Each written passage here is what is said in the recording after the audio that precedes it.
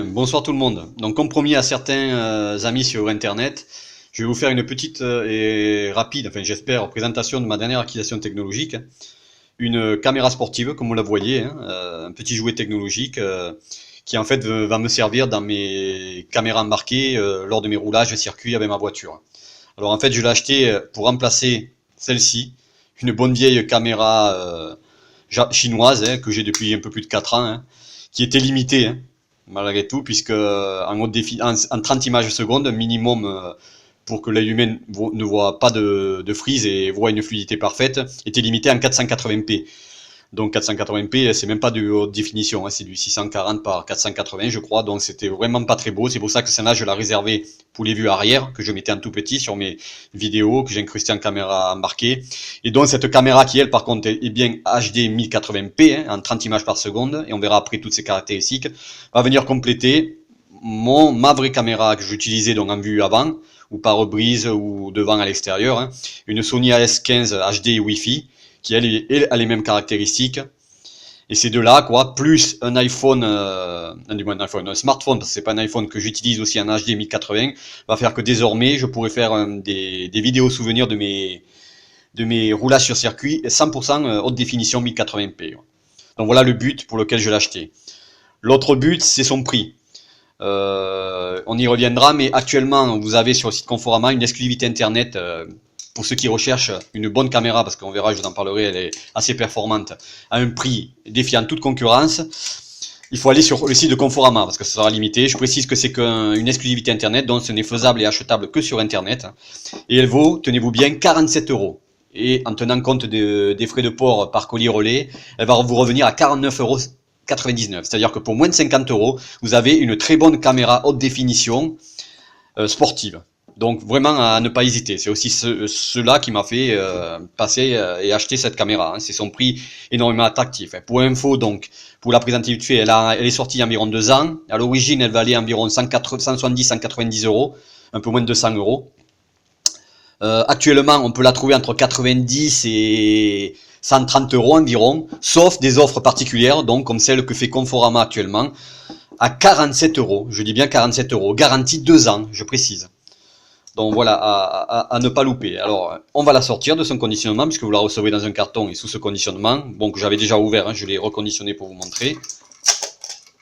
Je vais essayer de ne pas la faire tomber. Hein. Hop.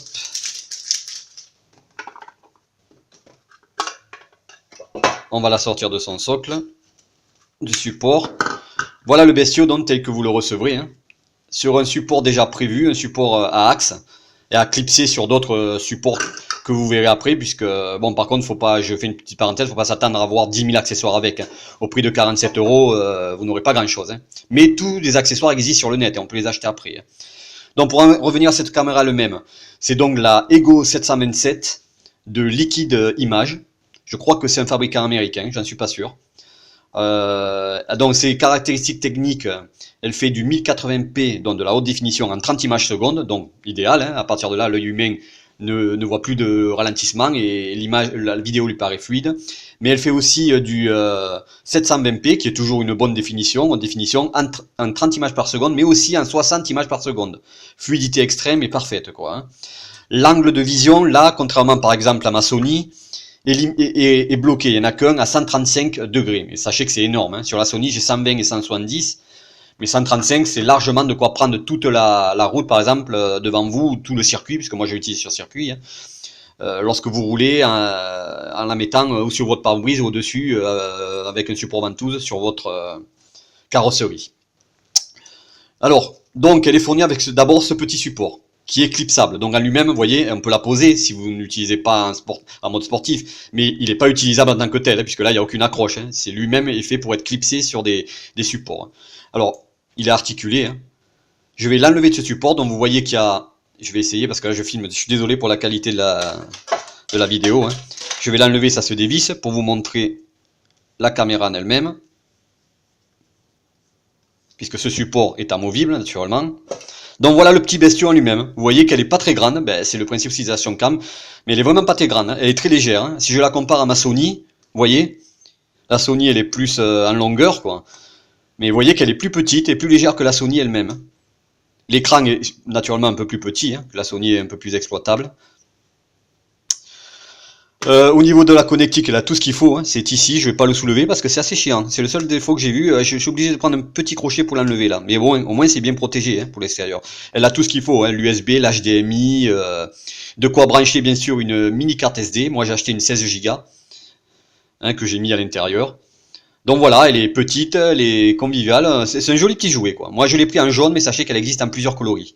Voilà, il y a 5 ou 6 coloris. Moi je l'ai pris en jaune parce que je me suis dit si un jour je le prends, je sais pas, en VTT ou en running et que je la tombe, au moins si c'est n'importe quoi, dans la neige, dans la terre, je la repérerai plus facilement si elle est jaune que si je la prends en noir, quoi. Donc je vais rappeler vite fait ses caractéristiques techniques. Elle fait donc des vidéos haute définition en HD 1080p en 30 images secondes, en HD 720p en 30 et 60 images secondes. Elle fait des photos en 12 mégapixels. Vous avez un mode photo aussi, hein, comme la plupart des actions cam. Les accessoires qui sont fournis avec, alors comme j'ai dit en tout début, pour 47 €, ne vous attendez pas à avoir énormément d'accessoires, hein.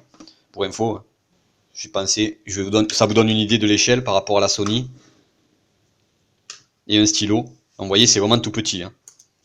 Donc les accessoires fournis avec, il y a ce fameux support qui tourne autour d'un axe, hein, vissé. Ah, j'ai oublié de dire, important, excusez-moi, hein, j'improvise. C'est un énorme avantage par exemple par rapport au GoPro, pardon. Le support il est déjà intégré sur la caméra. C'est pas le cas sur ma Sony par exemple. Je suis obligé d'avoir son caisson. Sinon je peux pas la monter sur un support quel qu'il soit, ventouse, etc. Elle a déjà le support intégré, donc pas besoin d'un caisson. L'importance, le pas de vis, c'est un pas de vis Kodak. Donc ce qu'on appelle un pas de vis universel, 8 mm. Contrairement par exemple au GoPro où c'est un axe, un pas de vis propre à la GoPro, il vous faudra acheter un adaptateur. Là, vous avez l'avantage d'avoir accès à tous les supports universels, qui sont donc les plus nombreux et les moins chers, sans avoir besoin d'acheter à chaque fois ou au moins une fois un adaptateur. C'est vraiment de l'universel. Vous le verrez après sur mon support ventouse que j'avais déjà à l'avance. Donc c'est du Kodak 8 mm. Les accessoires fournis, pas très nombreux. Bon, pour 47 €, faut pas s'attendre non plus à beaucoup de choses. Mais par contre, on trouve tout sur le net, hein, jusqu'au caisson hermétique pour plonger jusqu'à 200 mètres, hein, théoriquement sous l'eau, hein. Donc vous avez ce fameux que je vous ai montré tout à l'heure sur lequel elle était vissée, hein, ce fameux petit support qui tourne autour d'un axe, qui en lui-même n'est pas exploitable en tant que sportif, puisqu'il faut le clipser sur des supports qui eux seront attachables ou vissables ou collables. Bon, vous pouvez l'utiliser par contre en la vissant en la posant par exemple si c'est du statique, hein, si vous voulez vous faire passer, mais bon en lui-même il n'est pas exploitable. Nous avons dedans fourni un classique support, là par contre vous pouvez clipser ça dessus et lui est adaptable puisque c'est un support collable. Alors pour info, sur ma Sony je l'ai jamais utilisé une ou deux fois parce que pour moi j'aime pas. Divulgairement c'est de la merde pour moi, ça tient pas bien, mais enfin bon, si c'est pas trop sportif, si vous devez juste la coller sur un support, ça tiendra. Si vous devez la mettre sur un VTT ou même sur le pare-brise de votre voiture, n'y comptez même pas, hein. Avec les vibrations et tout, le soleil qui frappe ou quoi que ce soit, ça tombera vite. Mais bon, sachez que malgré tout, dans les 47 €, donc vous avez ce support. Alors pour le clipser, pour info, c'est comme ça. Voilà, vous voyez. Lui par contre, on décolle la partie ici qui protège l'autocollant et on le colle, c'est assez fort. Avec, ils fournissent au cas où un second autocollant quand celui-là sera mort. Moi, il risque pas parce que à mon avis, je l'utiliserai jamais ça. Donc, je le garde, bon, pour le sortir. Et puis, le dernier accessoire, donc vous voyez qu'il n'y a pas grand-chose, hein, ce support. Le support autocollant et un autocollant adapté. Et là, par exemple, c'est important, vous n'avez pas le caisson hermétique, c'est-à-dire qu'en gros, s'il pleut à l'extérieur, par exemple, de votre voiture ou n'importe où, évitez de la mettre parce qu'elle prendra l'eau. Ou naturellement en plongée ou sous l'eau, évitez complètement parce que le caisson ça s'achète sur le net mais il n'est pas fourni dans les 47 €. Vous avez quand même pour l'extérieur, et moi ça va m'être utile parce que je mets parfois les caméras sur circuit à l'extérieur, ventousées sur la carrosserie, hein, une protection de la face avant. Donc vous voyez ça par contre c'est fourni, avec un trou pour le micro, ça se voit ici pour que le son passe bien. Et ça se clipse tout simplement, voilà. Et là donc ça protège la face avant parce qu'en général quand même, on met la face avant à vision de la route, pardon. Donc voilà, les seuls accessoires qui sont fournis, hein. Tout le reste se trouve sur internet et comme je le répète, l'avantage, comme je l'ai dit, c'est que c'est un pas de vis universel Kodak, type dit universel, et qui est le plus répandu et pour lesquels on trouve le plus d'accessoires sans avoir acheté, par exemple comme pour les GoPro, un adaptateur. Alors, naturellement, Ces accessoires-là ne suffisant pas pour faire des vidéos embarquées, qui est mon but sur circuit, il vaut mieux acheter on va acheter d'autres supports, à l'exemple des supports ventouses, que j'ai déjà, puisque ça fait déjà plus de 4 ans moi que je fais des vidéos avec ma voiture embarquée. Donc voilà le genre de support qui est universel, que j'utilisais avant avec ma vieille caméra chinoise, pardon, qui elle va rester dans mon cimetière, même si je la jette pas, puisqu'elle fonctionne. Et ben voilà, vous voyez, donc je pourrais l'adapter directement dessus en le vissant. Alors je vais le faire. Ça dépend comment on veut le mettre. Et voilà. Donc vous voyez, voilà, là j'ai l'outil idéal. Naturellement, si c'est à l'intérieur de ma voiture, sous le pare-brise ou derrière, en vue arrière, je mettrai rien, mais à l'extérieur, je rajouterai ce qui est fourni dans les 47 €, la protection face avant. Alors pour info, ces ventouses universelles, moi je l'achète sur un site particulier, à la limite je le donnerai. Je le donne même en dessous de la vidéo, le lien. Sachez que celui-là vaut environ 18 €. Et il résiste, je peux vous dire que j'ai pas testé à ces vitesses-là, mais j'ai testé à plus de 160, il est toujours attaché. Il résiste à 250 km/h ventousé à l'extérieur. Donc à l'intérieur, naturellement, aucun problème. Donc ventousé à l'extérieur, sur le toit de votre voiture, sur le capot, il résiste jusqu'à 250 km/h. Et il vaut environ 18 €. Donc voilà, vous voyez, pour 47 €, 49,99 € et ça, 18 € environ, vous pouvez commencer à faire des très belles vidéos en haute définition, que ce soit pour vos balades en voiture ou pour vos circuits ou sur circuit comme moi je l'utilise le plus souvent désormais. Alors pour finir, mon but n'est pas ici de montrer déjà des essais vidéo puisque j'en ai pas fait, il fait trop nuit, j'en ferai demain. Je mettrai une vidéo en ligne de mes premiers essais vidéo dessus avec cette caméra. Je mettrai la Sony en parallèle aussi sur le pare-brise. Comme ça je pourrais comparer les prises 1080p de la Ego 727 et de la Sony AS15. Mais sachez que comme la plupart, comme c'est noté ici, comme la plupart maintenant des Action Cam, elle est Wi-Fi. C'est-à-dire commandable depuis une application que vous installez gratuitement sur votre smartphone. Oui, je sais, je l'ai tombé il y a un mois et j'ai cassé la vitre. Comme beaucoup, je pense. Enfin, comme beaucoup, c'est la première fois que ça m'arrive. Donc, avec, dans le conditionnement, vous avez des notices d'utilisation, donc une bien sûr en français, qui est très explicite, qui vous présente tout, même si on découvre tout franchement avec les boutons de manière conviviale, parce que c'est bien expliqué, pour mettre les vidéos, pour lancer le Wi-Fi, parce qu'il n'est pas automatique le Wi-Fi, je précise, contrairement à ma Sony, où au démarrage le Wi-Fi est activé et je me connecte sur l'application, sur le smartphone avec son application propre. Là non, il faut l'activer en appuyant 2 secondes sur cette touche. Et puis il se désactive aussi au moment où on lance l'enregistrement, donc il faut penser après à le réactiver. Mais bon, c'est rien, c'est un à côté. Donc tout est expliqué pour le Wi-Fi, dont le mot de passe par défaut, puisque pour que vous ayez l'exclusivité du réseau Wi-Fi de la caméra. Et donc il faut installer une application sur son smartphone. Alors ouais, moi je suis sous Android et vous la téléchargez comme on fait tous habituellement. Et elle est gratuite. Alors j'ai remarqué que sur la notice d'utilisation, il appelle dans un nom, mais quand vous allez voir, l'application elle est simple, elle s'appelle Liquid Image, du nom de l'entreprise qui fabrique cette caméra. Contrairement à la Sony, où on fait quand même très peu de choses vis-à-vis de l'application, à part lancer, choisir la définition. Là, pour cette Ego 727, l'application permet de faire beaucoup de choses. Donc par exemple, même si c'est un gadget, lorsque vous le mettez à l'envers, de pouvoir retourner l'image et de le mettre dans le bon sens, sans avoir à le faire après au montage vidéo. Même si moi ça me gêne pas puisque j'utilise Sony Vegas et il permet facilement de remettre dans le bon sens les vidéos qui sont tournées à l'envers. Donc en premier, j'allume la caméra. Alors vous avez un bouton marche arrêt ici, il faut rester appuyé un peu longtemps. Voilà, elle démarre. Bon, je vous explique pas à quoi consiste, d'ailleurs ça se voit très mal, c'est ça le seul défaut je trouve. C'est petit, ça se voit mal par rapport à la Sony où c'est bien visuel. Mais bon, il suffit de le bloquer où on veut, 1080, 720, photo, et puis c'est parti.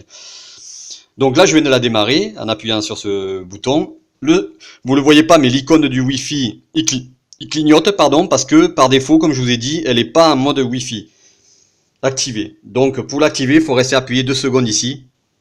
Voilà, quand vous avez ce bip bip, là le Wi-Fi s'active. Donc pour elle, j'ai lancé le Wi-Fi. Hop là. De toute façon, j'ai mis sa protection avant, ça aide. Sur mon smartphone, je vais me connecter au Wi-Fi. Donc je vous le montre, mais ça c'est comme tous les smartphones, hein. Si c'est pas déjà fait, voilà. Alors ça s'appelle Ego. Naturellement j'ai mis un mot de passe propre, hein. Par défaut il y a un mot de passe qui vous donne, mais bon, ouais, c'est pas grave non plus, mais je vous conseille quand même de le personnaliser. Donc j'appuie sur Ego, se connecter.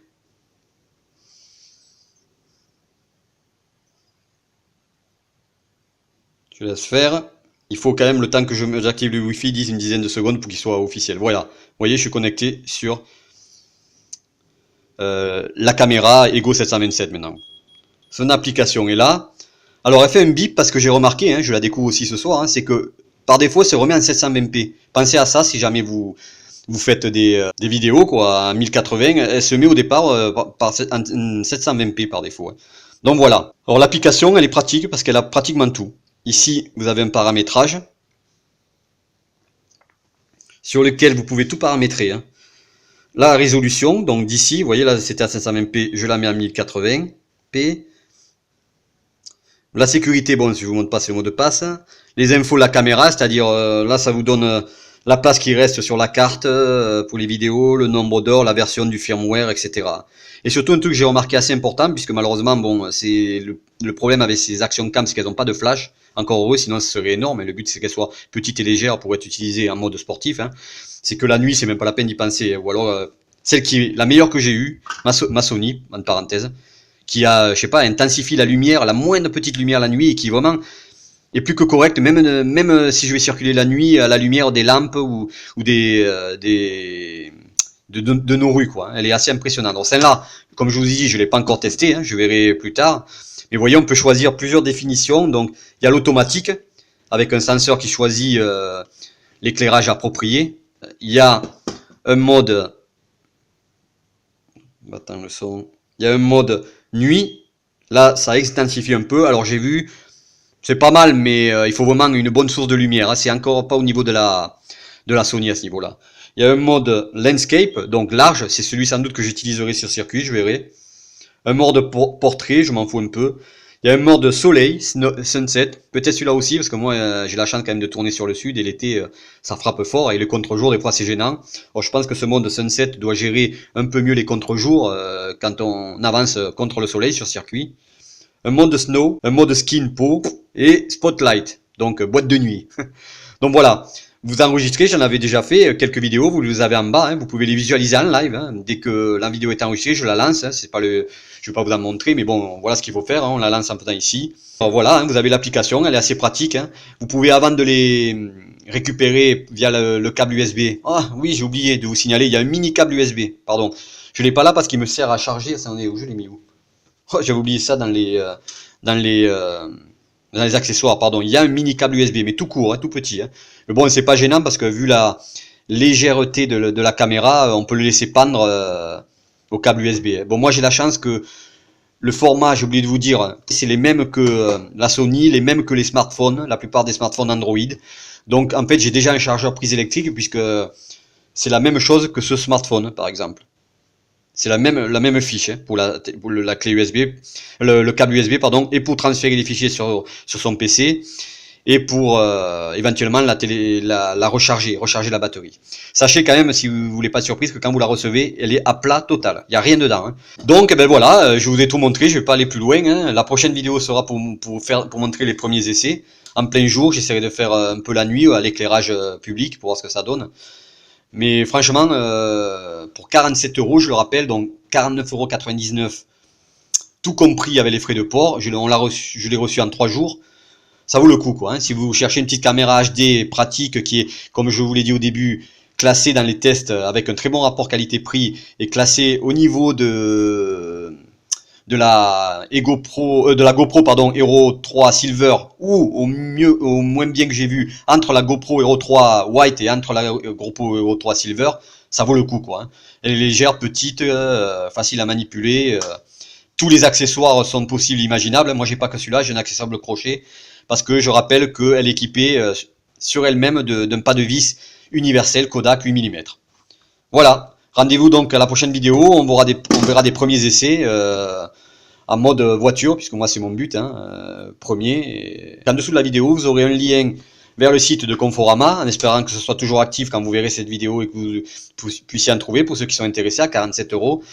Je mettrai un lien vers le site où je me sers au niveau des accessoires, moi, en particulier les ventouses, les accessoires crochets, et où donc j'ai trouvé j'utilise depuis 2 ans cet accessoire que vous voyez là et que j'ai acheté à l'époque à 18 € environ. Et puis après, sera à vous de jouer. Allez, bonne fin de soirée.